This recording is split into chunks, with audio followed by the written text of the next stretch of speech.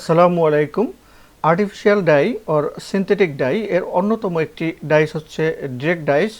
তো ভিডিওটি না টেনে সম্পূর্ণ দেখতে থাকুন এবং জেনে নিন what is direct dyes, use of direct dyes and properties of direct dyes and types of direct dyes সম্পর্কে। তার আগে এখনও যারা আমার চ্যানেলটি সাবস্ক্রাইব করেননি তারা আমার চ্যানেলটি সাবস্ক্রাইব করে নিতে পারেন এবং পাশে থাকা বেল বাটনে ক্লিক করে অল বাটনে প্রেস করে রাখুন যাতে পরবর্তী ভিডিওর নোটিফিকেশন অটো পেয়ে যান। আর যারা অলরেডি সাবস্ক্রাইব করেছেন তাদেরকে অসংখ্য ধন্যবাদ।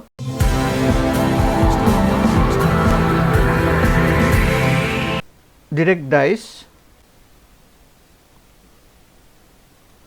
when a dye colors directly to the fabric without the help of any fixing agent, the dye is said to be a direct dye. Direct dyes are water soluble. এখানে যখন কোনো রং কোনো fixing এজেন্টের সাহায্য ছাড়াই ফেব্রিককে সরাসরি রং করে তখন রংটিকে ডিরেক্ট রং বলা হয়। ডিরেক্ট রং পানিতে দ্রবণীয় হয়। This dye are easy to produce and simple to apply and cheap in cost of production and application. এখানে এই ডিরেক্ট রং উৎপাদন করা সহজ এবং প্রয়োগ করা সহজ এবং উৎপাদন ও প্রয়োগের খরচ সস্তা। Direct dyes are unique in nature and have greater affinity for cellulosic fibers. Most direct dyes have good fastness to light but poor wash fastness. এখানে ডিরেক্ট রং প্রকৃতির অ্যানিয়নিক এবং সেলুলোসিক ফাইবারগুলির সাথে বেশি সখ্যতা রয়েছে।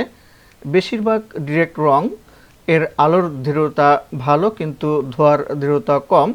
তার মানে বেশিরভাগ ডিরেক্ট রঙের লাইট ফাস্টনেস ভালো বাট ওয়াশ ফাস্টনেস মোটামুটি বা কম। Used of direct dyes: here direct dyes are used to dye on wool, then silk, then nylon. এখানে রং করার জন্য ডিরেক্ট রং ব্যবহার করা হয় উল, সিল্ক এবং নাইলনের উপর। অর্থাৎ ডিরেক্ট ডাই ব্যবহার করা যায় উলের উপর এবং সিল্কের উপর এবং নাইলনের উপর ব্যবহার করা যায়। Properties of direct dice: